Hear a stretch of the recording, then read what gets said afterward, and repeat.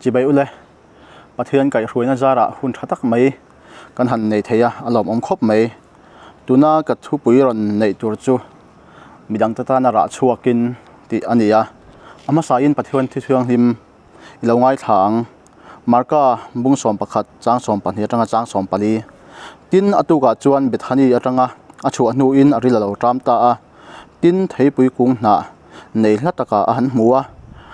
ara ka hmuda lomo ti in awakala tin awathen chuan a hna chau lo chu engma a hmulawa thei pui ra hun ani lo renga ti chuan isuan thing chu abia a tuna china kum khua in ilaka tuma ira e to su se atia azir tir ho chuan chu an hria a tuna bible chang karon ti ri kang khan pathian thu thiang him karon ti ri kang khan mi hring te nuna hian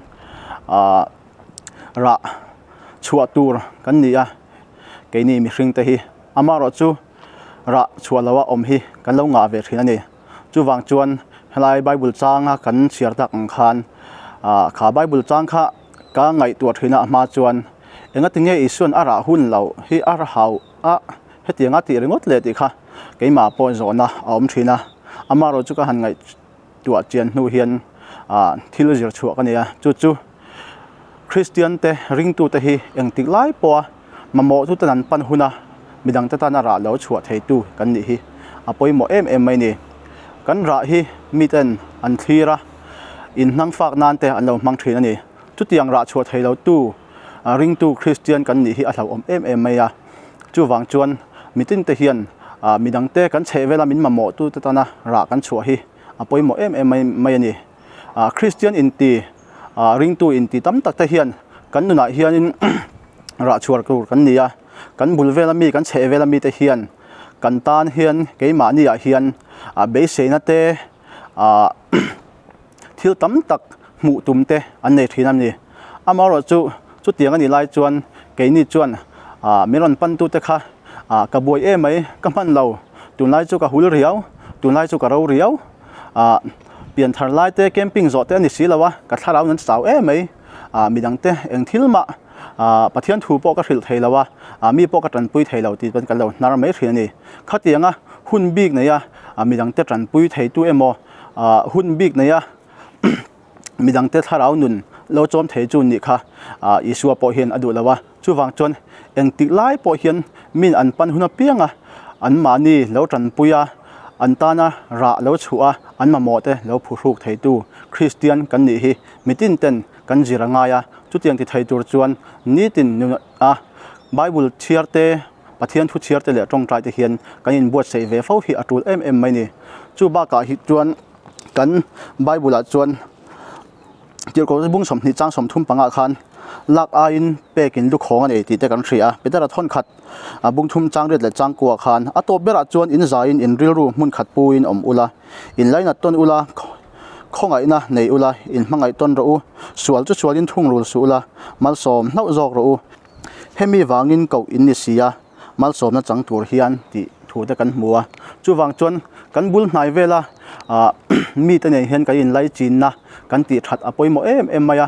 midang te chunga that kan chua midang te ta na kan nun hian keimani nun po alo hlim thina mi te bera ranga asang berte a ho sa ber le are thei berte po hian keimani om na hmuna keimani nun konga hian in mamo ton theu kan nia he chu are thei em engtika ma katan tangkai na anei ngai lawang he chu are thei sia enti kong mai min ran pui ve thei ngai lawang te kan lo ti mai the ni ma se hetiang hi mi hring nun ho na chon ani mi lawa chu wang chon a ho saber pon ara thei ber tele noi hnung zo ka kan ngai te ma mo chang kan nei thina ni thon thu pakhata chuan chaite le sakei bak nei thon thu a khan chaite chu ran nung ta takte mai saju wang chi hi chi khat ania tero te mai nia tum kha chu sakei hian aman fu hlo maya atuma khongai takin min chuala e tham pok ani lo hi min chuala ti chuan itan po tangkai hun ka nei ve mial ma na atia adil khongai adila sakei chuan ite sia engte kong mai min ran pui ve theilo nang hi chuan atia ma se a chua tho ta ni rum khat chu sakei kha aram wa chuana hian thanga a ok ta hlo maya atal chuak thei thot silawa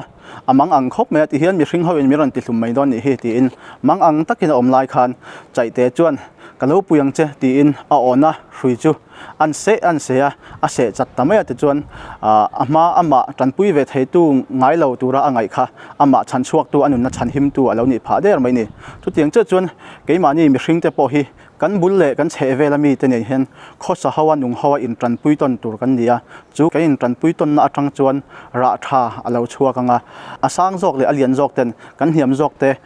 pui ngai na kan puyanga chu tiang bok chuan midang pon tangkai ve thei na hun te kan lo nei ve thina ni ti kha kan hret apoi mo em mai ni chu tiang bok chuan kan tharau nun konga po hian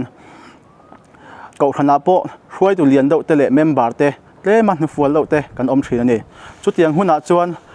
keimani nun phung kan kal phunga reng khan tle ma niam do tharau nun an hiam do ten kan ko thran hruai tu te mel en le an na tho tanga po zaom tak te kan hmu thina ni chu tiang huna chuan ko thran hruai tu te kha mamo in hang fak nan te tharau nun chom tu tan te kan du thina ni chu tiang huna chuan ko thran hruai tu kan ni angin le tu po ni la khatiang anga min mamo tu tan mi ron pan huna ke chu ka hul e mai tu ma ra pek chhuat tur kan nei ri lo tu na chuan ti lovin kan nun hona kan khosak phunga hrim engtik lai po midang te tran puya midang te tana luang chuaka pathian thuwa le kan thil ti theina kong hrang po midang te tana mal som ani thei turin keimani kha pe chuak thei turin ra chuat thei turin kain chung kha reng hi apoi mo em ani ti kha kan hriat angai ani chu tuna kan thuran ti ri khei chu ni sela kan zawai tan pan mal som ro se amen